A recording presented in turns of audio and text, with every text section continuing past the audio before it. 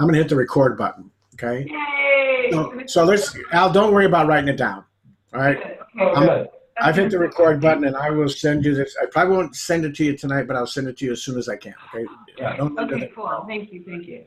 So let me say that again. If I'm talking to somebody, just going to reestablish a connection. I'm not going to ask them if they're open to anything. I'm not going to talk about the business, things like that. Then I'm going to look at their profile first and just reestablish a connection. Okay. And I'll do that with people either that are brand new that I'm establishing a connection with the first time. Maybe someone's friend requested me. So if I had gotten your friend request just out of the clear blue, I would have gone to your profile, looked at what was going on. I probably would have said, oh man, Al, great beard. I can't wait till mine comes back, kind of a thing. And see what's going on. Because when I first got in the company, I had a big beard and everybody called me Papa Ron and Papa Smurf and Santa Claus. And I do it and it's totally white. And I do it every year for Christmas. So it's getting about the time that I didn't shave today, and I feel it happening, but I would have made some comment about that. I would have, made a comment that was a commonality. Okay. Yeah. And that's what you're trying to, whether they're new people or people you're reconnecting with. Maybe it's someone that you went to high school with or college with or something like that, and you're just reconnecting. Okay. Go look at their profile first. Don't be lazy about it, and don't be that marketer that is just, trying to prompt them to say something, because most likely if you do that and you haven't looked at their profile and seen what's going on, they are going to respond with something, but you won't like it. Okay. So you want to understand that there's an old saying that is one of those truths in life. They don't care what you say or what you do. They don't remember what you say or what you do. They remember how you made them feel. So when you reach out to them to establish that connection or reestablish that connection, if you say something that enlists a feeling in them, and my wife, out of the clear blue the other day, we were standing outside, made that comment. We were talking about something. She says, well, people don't remember what you say. They only remember how you made them feel. And it is so very, very true, because they remember that emotion. So what you're trying to do is enlist an emotion in them. So you look at their profile and you find out, maybe one of their kids just graduated from high school, like Lily. I remember when her son or her daughter went off to military school or to the military or whatever.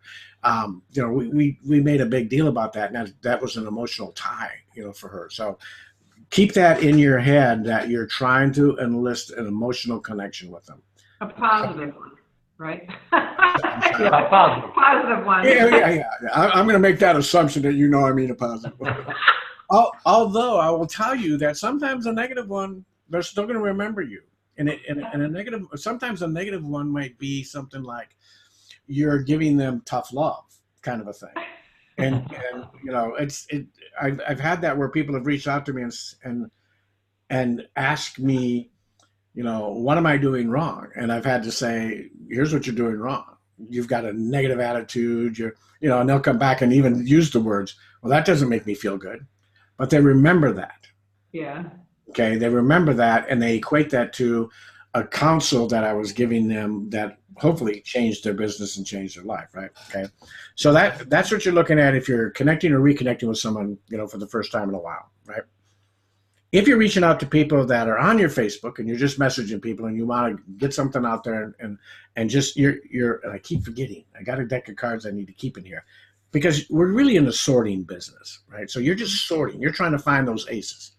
And the faster you do that, and the faster you find those aces, uncover those aces, the faster your business is going to go, right? And the faster you can teach them that, okay, now you start uncovering aces. So what I typically said in the beginning was, I might, reach out and say, hey, Victoria. Hey, Al. How you guys doing? I'd love to find out what's going on right now, but I'm in the middle of a 90-day blitz. I'm with a company that is exploding, and we're about to introduce and I'm saying what I would say now, right? Because back then this wasn't happening. We're about to introduce a new brand and a new product line, and I'm trying to find out who's open at taking a look before this thing explodes. Is that recorded? Yeah. No, it's recorded. It's recorded. And then I'll put a little thing there. Hey, if this is not for you, that's okay. I wish you the best. Let's spend some time connecting in the near future. And then I just wait. And when I first started, I did something similar to that. I just said, hey, I'm on a 90-day blitz. I'm with a company that has got a phenomenal comp plan, phenomenal products. They're taking the market over by storm. I'm looking for some people that might be open to taking a look and taking a free tour. If this isn't for you, that's okay. But I thought I'd reach out to you because you've always been really good in the past, or you've always been a good friend in the past, or whatever.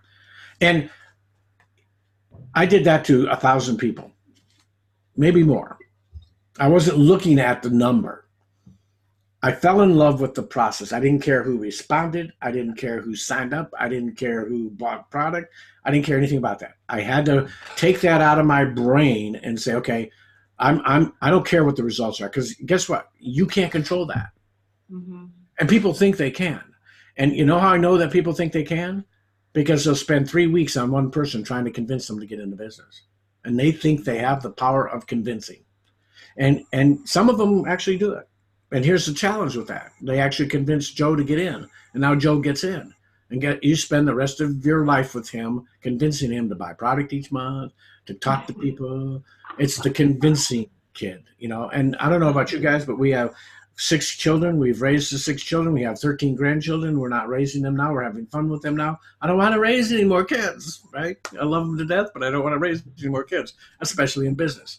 I want people that are business-minded or want to become business-minded and want to take this serious as a business. And as a business, we are always learning to get better. We're always developing our skill sets. We're always developing our personal development and so forth. So I don't want to convince anybody. I don't want to teach anybody to convince anybody. Walmart doesn't convince anybody. They put their ads out there and whoever comes, right?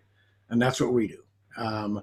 So out of those people that I reached out to, a handful of them never responded, right? They never responded, you know? And at first I was like, oh man, nobody's responding. And I kept saying, I don't care. Just, I know it's a numbers game. I know that I just got to reach out to more people.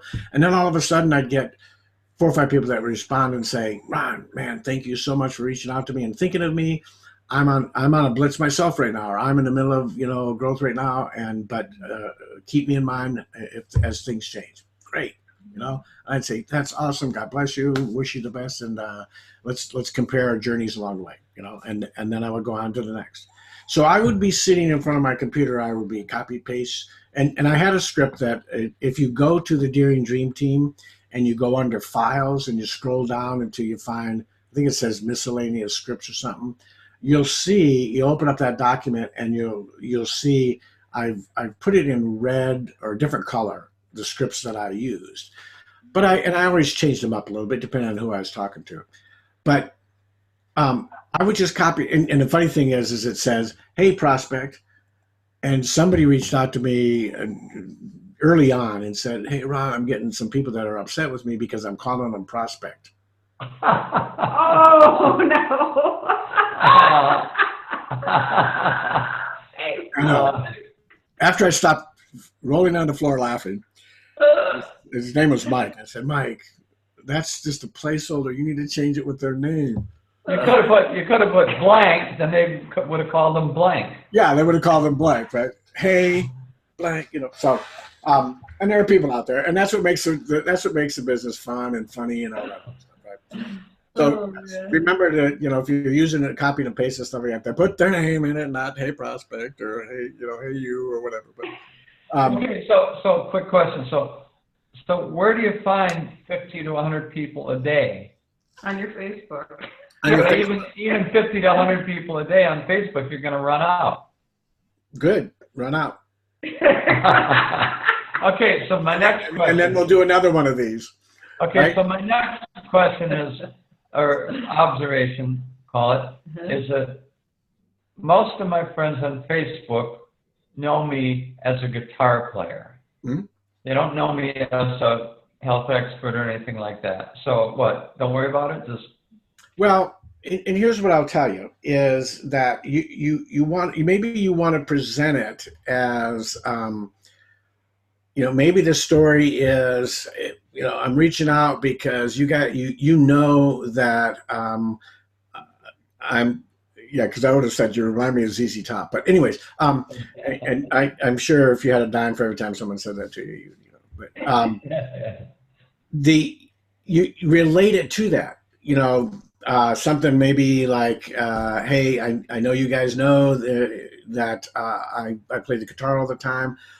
Man, I was starting to ache. I was starting to have challenges with my joints and everything. I'd love to, yeah, Yeah.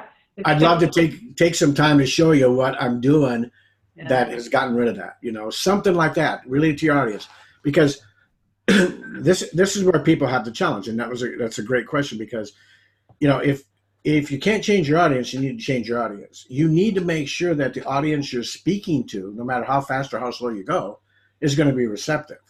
So if you're putting out messages totally about an opportunity and your audience is just guitar players, right, who aren't interested in building a business, that's probably not. It's not that they're all guitar players, but they see me as just a guitar player. Well, but you have a relationship with them, maybe that's based on the fact that you play a guitar too. So there's that relationship out there. If it's just that they see you as a guitar player, and you're trying to present an opportunity, and they're not seeing you as an entrepreneur, that's an easy one. Because if they're entrepreneurs, they're not going to care about that. They're going to care about the fact that you've got an opportunity that they need to look at. Oh, okay. If everybody, a majority of your audience though is in the music business or has a passion for music and everything else, then you want to try to tailor it a little more to your audience. Then the other side of it is that, like Jenna Zweigel always is teaching people, and I love this because she's so in line kind of with what I've done over the years, is change your audience. Start going out to groups that are more like-minded about what you're trying to do, like, you know, some network marketing leaders and things like that, and start not posting your links or anything like that, but start reaching out and connecting. Maybe comment on one of their, let's say you go to Eric Wardy's Network Marketing Pro page, and someone says, yeah, I just went to the Grow Pro event and I love Jeff Roberti, man, he's an awesome speaker. You might put a comment under that person that says, you know, oh, I've never heard Jeff. What company is he with, or what did he speak on, or whatever. I'm interested in learning more about that. You're gonna find it, all of a sudden you're getting a friend request from that person. Ding, you just won. Now you can go out to their profile, check them out a little bit, and say, "Oh yeah, I see that you do this, and I'm really into that too myself, or whatever," you know, and build that connection. It's a little bit slower way to do it, but you'd be surprised how many of those you can do in an hour time frame, and start building that up. Now, out of the ones that I said, I got no answers. I got people that were already heavily involved in their own business. I got a handful of people that commented back, messaged me back and said, are you crazy? You know better than this. Because they knew me, you know, and they knew I was a marketer, and you know better than this. What are you spamming me for? I love those. You love those? Those are my favorite. Well, because I've been doing this a long time, and I understand their mentality, where they're coming from. So a handful of them, I decided, okay, most of them I just wrote off, didn't say anything with. A handful of them I thought, okay, if any of these people decide to jump on board, they're going to be of value. So I reached out to them and said, yeah, I understand that, you know, but you and I have known each other for 4 or 5 years on Facebook. I know how you are, and I know how I am. Your time is valuable. I didn't want to waste your time with chit chat. You know, I know what's going on in your life because of your profile. And then I actually went out to their profile and I said, because here, look, let me tell you, and I listed about 5 things off in their profile. I don't need to build rapport with you because we've been friends for a long time. What I do need to do is find out if you're open. Is this something you might be open in? And 3 of those people came back and said, I am so glad. I'm so tired of building rapport with people, wasting people's time and wasting my time. Yes, I'm open. Send me the link. And they got on board, and they're still in the business today. Okay. So don't ever write anybody off. Don't, you know, cower back if someone comes back and says something negative to you. You know, it's just the way people are. And then I had those people that reached out and said, absolutely, I'm interested. Send me what you got. You know, and some of those immediately took the free tour. Some of them upgraded. Some of them, you know, but I didn't care. I had like windows open on my computer. I've got two screens, so I had one over here that was for anybody that responded. I'd go over there and I'd type out the response to those, and over here I was copy paste, copy paste, copy paste. Over here I was go copy paste, copy paste. Over here I was copy, you know. And that was my time, and I set aside an hour to do that every day. In the month of June, I said, this is what I'm gonna do every single day. I'm gonna set an hour aside because I knew some of those people would take longer to respond, and then throughout the day people would respond too. So anybody that responded, I wouldn't send out any more after that hour because I wanted now for people to look at it and so forth. And in that hour, I could send out, 50 to 100 of them. I didn't want to go too fast because I didn't want Facebook to put me in jail. But I would send out 50 to 100 of them in that hour, right? And then I would go. Okay, so that's what I did. And I'm gonna share my screen right now for you because I want to show you what I was talking about. And I'm sorry, I don't mean to be rushed, but I know that this is typically dinner time for my wife and and I don't want her to be hangry. I understand. So here's the Daring Dream Team, right? And I believe if you guys aren't a part of this, let me just send a request. It's real easy, facebook.com/groups/Daring Dream Team.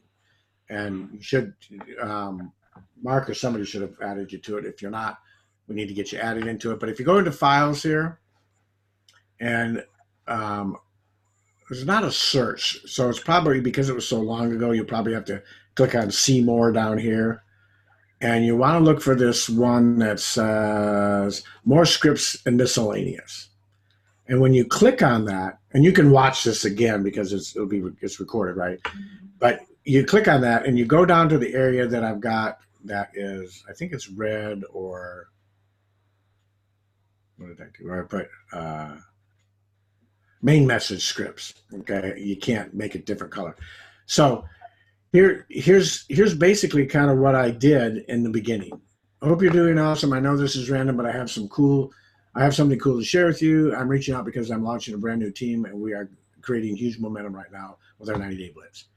Are you open to taking a look at a marketing system that we're using, which is helping us enroll people on a daily on autopilot? Let me know if you're open, because before I start this massive cold market campaign, blows this up, I can get you a top position, a spot with our team, and da-da-da-da. Okay? Totally cool. If you're not interested, just let me know either way. Okay? So I changed this word prospect to their name. So I just did this, and then when they said yes, I said, awesome, Al, go here and check out our system, da-da-da-da. I sent them one of our opt-in pages where they can opt in and so forth. So that was a simple one, but there's a number of them here that you can look at and then tweak it, to be, like what you would say kind of a thing. But that's where you find a bunch of them. Okay. So now let's talk about the love of my life. Well, I just have a question, so before I forget. Did your audience, did they see you as a networker? They knew? Yeah. They knew you were a networker. Yeah. Yes or no? They knew. They knew that I'm a marketer. In 2017, I had the number 17 blog in the world for network marketing, up there with like Ray Higdon and Eric Worre and those guys. And so because I'm a techie, I've been out there doing it a long time. I design my own blogs, I design my own websites and all that other stuff. But the reality is none of that stuff is duplicatable. Right. I would bring new people on. Hold on just a second, please. I just wondered if that's how it worked as well, for us. I knew he was a networker. I don't know. I mean, what about Carlos? Was Carlos a networker? I don't know. Yeah. He didn't have any money. Why? Yeah. I would bring people on and I would say, just want you to know, when you sit in a certain position, that mirror behind you makes it look like you have a halo. Is that a good thing or a bad thing? Halo, it could be good. I know because one of the things I want to do is I want to change this room around because it used to be. But I'm saying that's a good thing. But I want to make that a whiteboard, and put or a green screen, and it's, oh yeah, I guess you're right. If I sit like this, Yeah. but it wasn't duplicatable. I'd bring people on, and they'd say, okay, how did do I need to get a blog and start writing articles? I said, yeah, that's right. You got to do attraction marketing. They were like, oh yeah, I'm not doing that, right? So I don't do that part anymore. As far as writing articles and all of that stuff, it's not duplicatable. I want people to have success as quick as possible, right? And the only way to do that is to get in front of people as quickly as possible, right? One way, again, is to go out there and build your audience. And while you're building your audience, reach out to your audience, build connections. Robert Hollis talks about it. Jenna talks about it. We talk about it. You're building connections. You want to get people to know, like, and trust you so that they can come on board.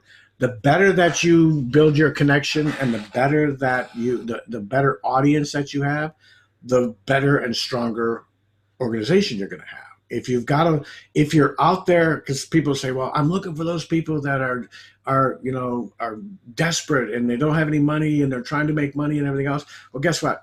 Those people don't have any money, so they can't get started. They're always stressed out and everything else. So you've got to decide who it is that you're looking for. For me, I had been developing my audience, if you will, over the years by connecting with other network marketers, other entrepreneurs, and so forth.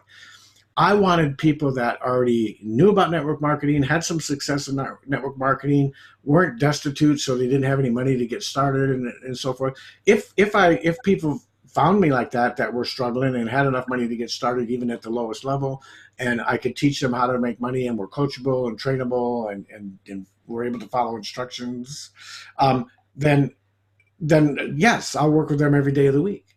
But the ideal avatar, ideal, prospect that you're looking for is somebody that meets the criteria of already having a successful mindset, already been involved with network marketing and like it, and had some success and willing to, do what it takes. That's the ideal person. That's your, angel, if you will. Right. I get my halo going here. That's your angel. That's the person. That's the person that you really want. Okay. And how do you get those people? Well, you take the time to write down on paper. Okay, well, what am I looking for? This is the ideal person, right? I look at Mark Blackburn, right? He's a good guy. He's out there. He's doing it. I want to find more Marks. I want to find more Troy Barretts or more Tonys or more Carloses. So I look at those people and say, what attributes do they have that I'm looking for? And now where do I find those people, right? If I'm a Harley fan, I don't go to a Honda hangout, right? I go to a Harley hangout, right? For me, I'm former military. I kind of have a thing about I'm a pilot, so I love to fly. I love to scuba dive. I love guns. I love I got a varied, but I'm not going to go to places that have no interest in that, right? So you need to decide. Look at what your ideal prospect and business partner is, and then find out where they hang out and go start connecting. Okay, and that's what it's all about. For like Robert does this all the time, and he'll go out to like Jay Shetty and some of these other people, and he just starts looking through the posts and then puts a few comments, and then all of a sudden people are reaching out to him. He doesn't promote his business. He doesn't do anything like that. He just makes decent, kind, responsive comments to people. Hey, that was, that's awesome. Whatever, just something that gets their attention and wants them to find out more about you. And then he goes out and he'll go to their profile and find out a little bit about them. So when they reach out, what's going on. Now, again, it takes a little bit more, but what would you rather have? 10 people that are struggling and don't do anything, or 2 or 3 people that are hot runners and are having success and building the business and are self-starters? Okay. To me, I would rather take a little bit more time and get that quality. But how do you take a little bit more time is you still reach out to as many as you can and be in the right place so that those people are the ones that are going to fall through the funnel and end up reaching out to you. Okay. All right. Last but not least. Okay. Facebook Lives. And we can do this again. I want you to, if I give you too much information, you'll be overwhelmed anyways. And I want to get this recording to you so you can do it again. But Facebook Lives, you want to make them typically around 6 hours long. Or no, not 6 hours. You want to. Okay, I'm just seeing if you're listening to me. That was a joke. No, you don't want to do so. When you first start out doing Facebook Lives, just do something you feel comfortable with. Maybe play a song on a guitar, or, Victoria, I'm not sure where your, outside interests lie, but something that you have a passion for. Just talk about, hey, I'm on today. I just wanted to, we have a couple of people that live on farms and raise horses and dogs and all kinds of things. And those are the most powerful. I did a live one day, and all I did was go outside and talk about my two dogs, the adult dog and our puppy, who now the puppy is bigger than the adult, but they're out there wrestling and romping and, playing in the water and everything else. And I got more views and more comments on that than I do hardly anything, and I get a lot of views. I get a lot of comments, and I get, a lot of engagement, but people want to know who you are, right? And you can post anything you want on your profile till the cows come home. But until they see your face and see how you smile and see how you act and see what's really going on and your emotions and everything else, it's just not the same. I have people that get not a ton, but get good engagement on their quotes every day or their selfies and all that stuff. But they just can't take it to the next level. And every time I talk to them, it's like, okay, how are your lives going? Oh, I don't want to get in front of the camera. Okay. And then all of a sudden, their response or their question to me about not getting, how do I get more engagement, turns into, after as soon as I mention lives, turns into, no, I think I'm getting a lot of engagement now. Everything's going good. Yeah, I'm really excited about what's happening, right? And Ron, you must be stupid, because if you don't know what I'm doing right now, and I know what they're doing. They're trying to diffuse the situation of you need to do lives, and they're very personable people, and they would do. But that looking at that camera just freezes them up, and and there's only one cure for that. Action. There's only one cure for it. You got to do it. I mean, the first time I jumped out of an airplane when I was in the military, I was scared to death. It got cured right away. As soon as I went out that plane, it was like, whoa, this is phenomenal. Now, 300 or 400 jumps later, I love it. But it was a fear in the beginning. So is going live for a lot of people. So in the beginning, you want to do, 3 to 5, maybe 10-minute lives. Just talk about, let people know who you are. And at the end of your live, what I typically tell people, like if you're going to do like a training live, or you want to do a value live, I always introduce myself. If you notice, most of my lives, I start off with very close to the beginning. Sometimes not in the beginning. Sometimes when I go live, I'll be drinking a sip of water, or I'll be getting the grandkid out of the way and everything. But when I get started, I'll say, hi, I'm Ron Deering. I'm coming to you from my home office in Coeur d'Alene, Idaho. And then I ask a question. How would you feel if you had people reaching out to you on a daily basis, asking to join your business, right? And then, so I introduce myself. I try to ask a question. I obviously answer the question, and then I have a quick call to action, And I've done some, and I've seen people do them where they'll be talking about cooking, and they'll be doing like a cooking demo, because they're really good at cooking. They'll be doing a cooking demo, and at the end, their call to action is they do a segue call to action where, one of the things I love right now is I've got a home business, so I can spend a lot more time cooking and doing the passion that I have. Because of this home-based business. If you're looking to do the same thing with your hobby and with your passion, why don't you reach out to me? I'll share with you what I'm doing. Okay? Mm-hmm. So you can tie it into all kinds of different ways, especially like with music. We have a lot of people that love music and, are involved with music, and, that's a passion for people. There are things that I find in life with people. Dog lovers are very, very passionate people. So if you can give somebody, our family is big dog lovers. So when I'm talking to people that I know are dog lovers, giving them the option to maybe get that breed, that puppy that they want that costs so much, maybe, or maybe have a few more animals and a few more dogs because they've got the money to be able to raise them and breed them and do the things they want to do and everything, or maybe rescue, more animals, being able to do that kind of stuff. But you need to know what your audience, where their pain points are, where their passions are, where their desires are. So when you're doing your lives, you can do them freeform. And that's what I always suggest to people in the beginning. Just get on there and just talk. Introduce yourself. Hey, I'm going to start doing these on a regular basis. I just wanted to tell you a little bit about me. I wanted to tell you my story. Because our life is all about stories. People don't care about what you know until they know how much you care, and you show that through your stories. They want to know your stories. It's all these cliches, right? Facts tell, stories sell.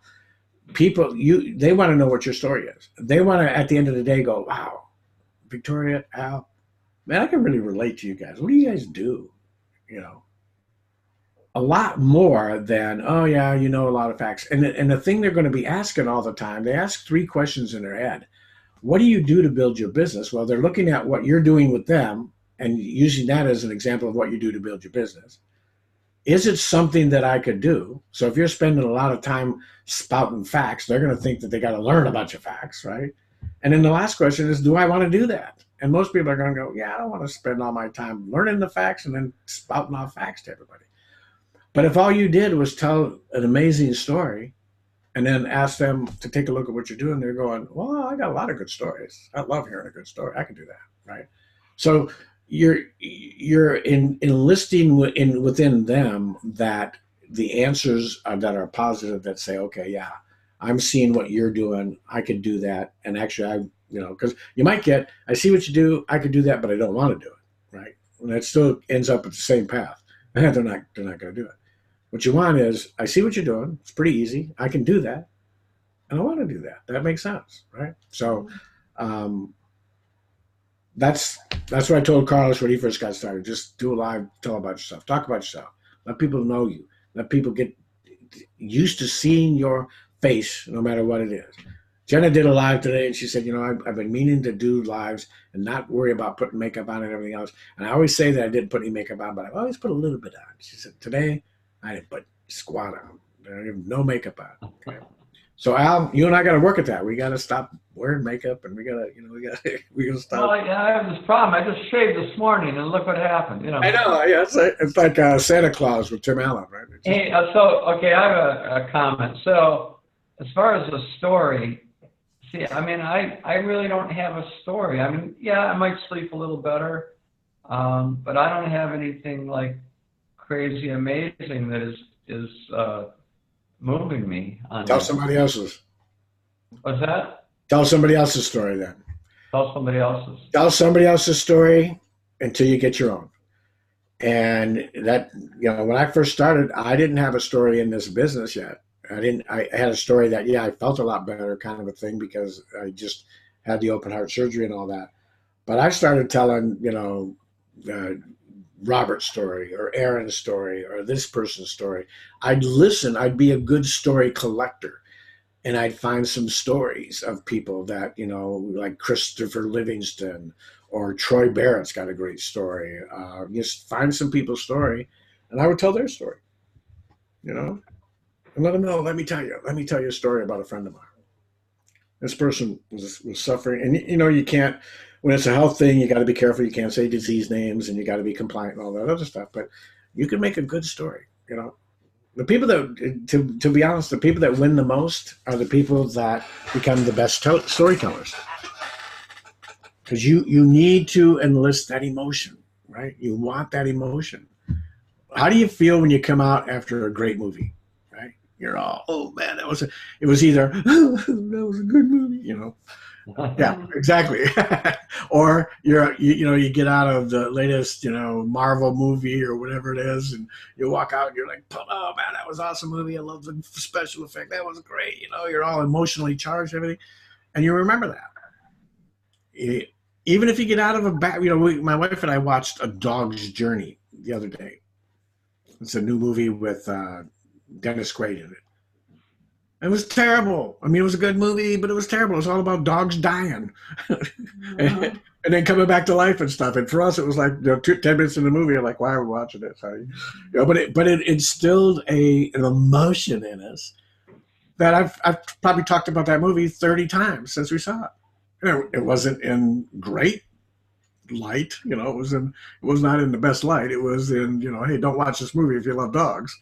If you want to see a kind of a cute little movie, it's okay. But if you love dogs and you've lost a dog recently, don't want. But the point is that the emotion drove us to talk about it. So find someone else's story. Talk about someone else's till you get your own story. And your story might be in a few months.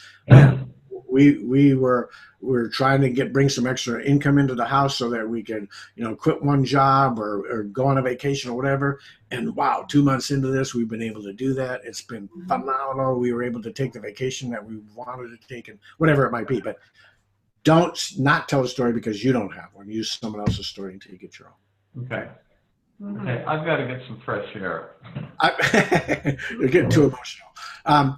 I've got to go and get my wife some dinner, so I will get this recording to you, Victoria. I hope this has helped a little bit. Yeah.